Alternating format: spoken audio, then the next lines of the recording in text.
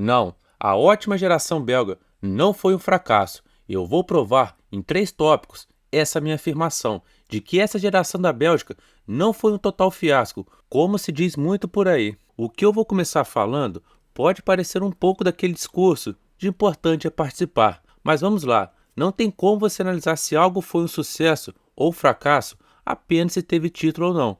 Se for por essa ótica, não precisa de nenhum vídeo, pois essa geração da Bélgica não ganhou nada e fim de papo.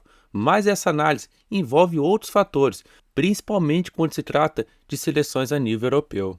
No caso, estamos falando da Bélgica, pessoal, um país com cerca de 10 milhões de pessoas e que no futebol de clubes tem um sucesso irrisório a nível internacional. Em seleções, sua melhor fase foi nos anos 80, quando foi quarto colocado na Copa de 86 e vice-campeão na Euro de 80. Fora isso, mais nada de relevante.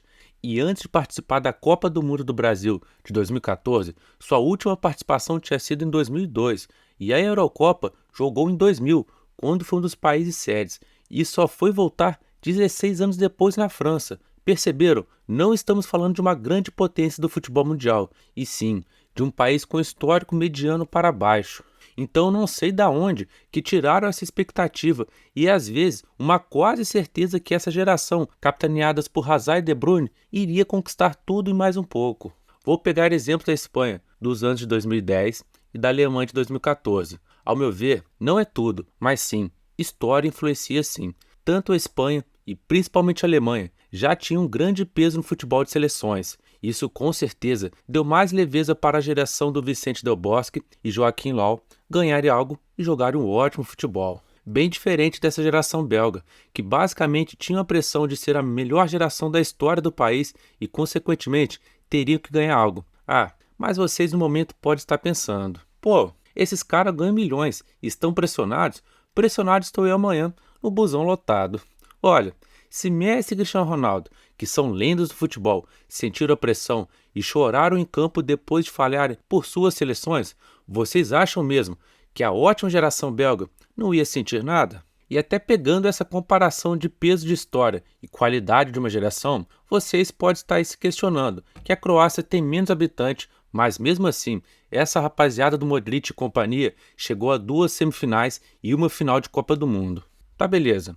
A Croácia por um bom tempo fez parte da Iugoslávia, e a Iugoslávia foi 2 vezes vice-campeã da Euro, sem contar as boas participações em Copa do Mundo. E a Croácia, já independente em 98, foi quarta colocada na Copa da França. Ou seja, em comparação com a Bélgica, a Croácia também tem um peso maior no futebol de seleções. Mas ok, talvez esse contexto de história não seja o suficiente para passar pano para a querida geração belga. Precisa de mais argumentos, ainda mais que a seleção era só de craques, correto? Será mesmo se era assim em todas as posições? Vamos ver isso agora. Para começar, ao decorrer desses pouco mais de 10 anos, os laterais da Bélgica sempre foram de medíocres para baixo, nomes de Castanho, Meunier e Jordan Lukaku, e muitas vezes improvisava zagueiros por ali, como Vertonghen e Denayer, por não ter laterais confiáveis. Tanto é que Roberto Martínez, que foi técnico por cerca de 6 anos dos belgas, muitas vezes jogava com 3 zagueiros, por não sentir total confiança nos seus laterais, e às vezes colocando Chadli ou Thorgan Hazard nas alas, que nunca tiveram essa característica forte nessa posição durante suas carreiras. Então, sobre laterais, não tem discussão, sempre foi deficitário durante todo o período. Rapaziada, o goleiro também, muito fraco. Courtois só tem tamanho e mídia.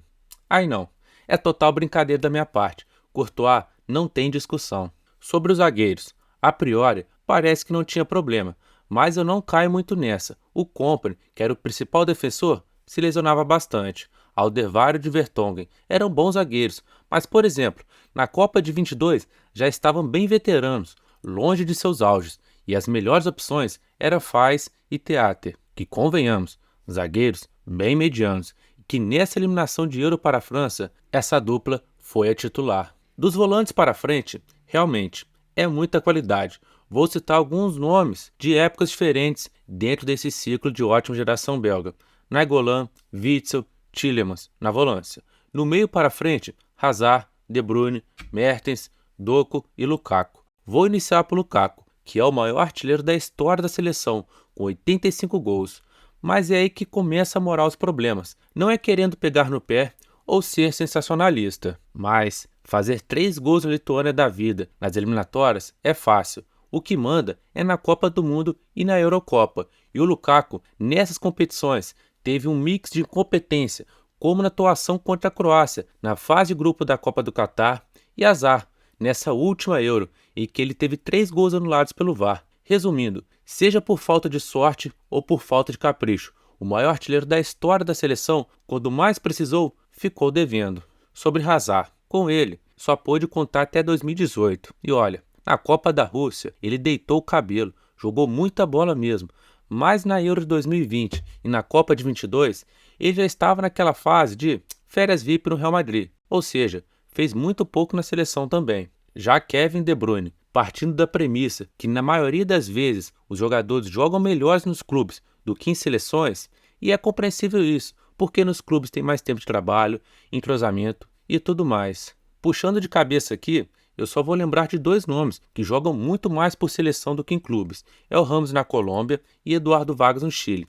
Mas voltando para o De Bruyne, sei lá, eu tenho a impressão que na seleção ele não entregou nem de perto o que entrega no City. E isso de certa forma, entre aspas, bem entre aspas mesmo, é culpa do Guardiola, porque ele leva tantos jogadores desse City que quando não estão jogando com ele, algum desses jogadores dão uma bela caída. E ao meu ver, esse é o caso do De Bruyne, até porque os técnicos que ele teve na Bélgica não limpam os sapatos do Guardiola. O atual treinador, Domenico Tedesco, é bem comum.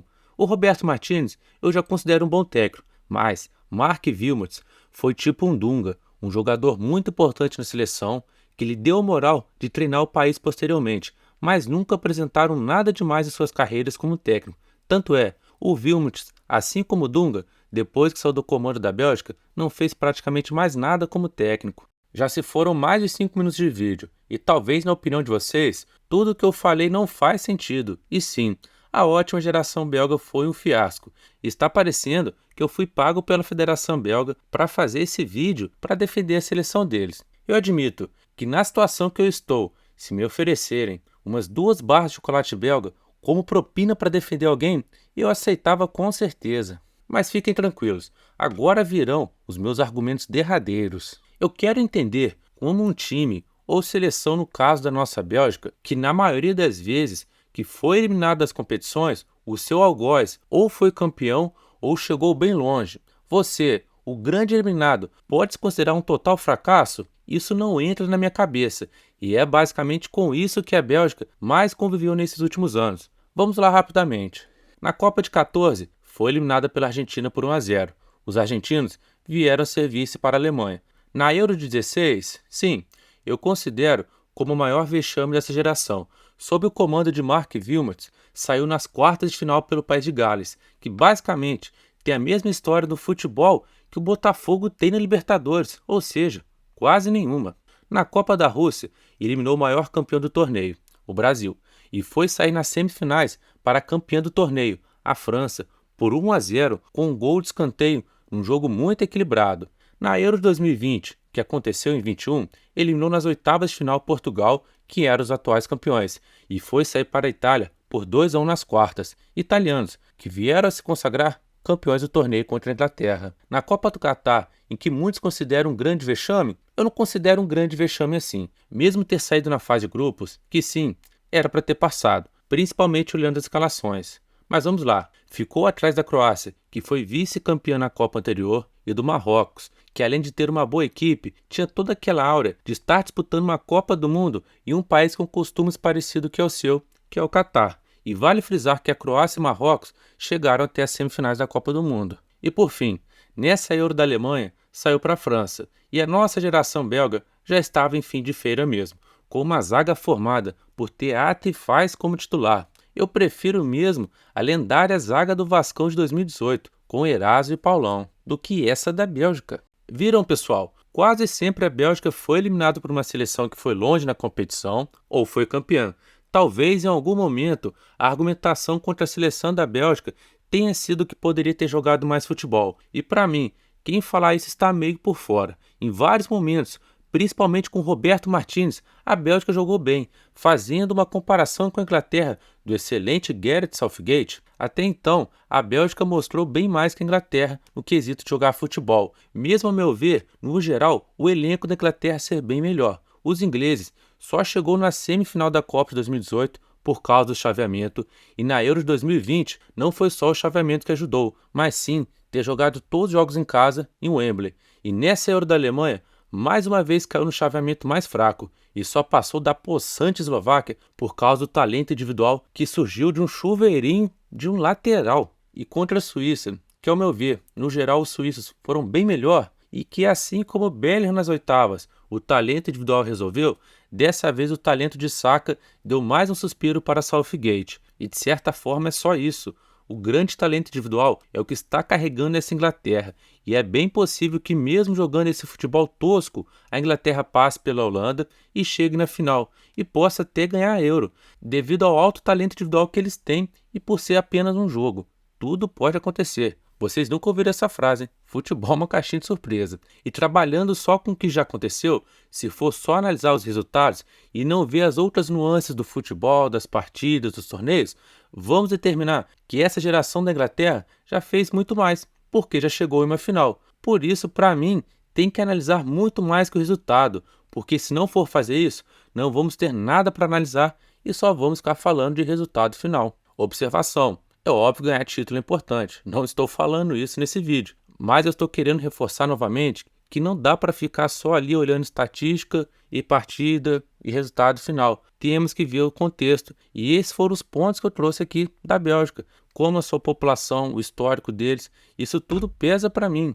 E eu acho que é isso, rapaziada, já falei bastante, coloquei a minha visão sobre o que foi a geração belga, e é óbvio que eu não acho que ela foi um completo sucesso, não é isso. Mas de acordo com o que eu ponderei ao longo do vídeo, sem contar as tretas extracampo, como a de Courtois e De Bruyne, porque eu não vou falar isso porque aqui não é TV Fama, é sobre futebol. Foi ignorante nessa idade, mas é isso, rapaziada, vocês entenderam. Nem de perto, eu considero a Bélgica um total fracasso como se desenha por aí. Mas comentem aqui abaixo sobre o que vocês acham da minha opinião. Vou dar 3 opções para vocês. A primeira, se eu estou louco e tenho que me internar para resolver isso. Segundo, ou se eu realmente aceitei uma propina de 2 barras de chocolate belga para passar pano para a Bélgica. A terceira opção, faz um pouco de sentido isso tudo que eu falei, e que realmente a ótima geração belga não foi um fracasso. No mais é isso, pessoal, eu sou o Fabrício e até a próxima.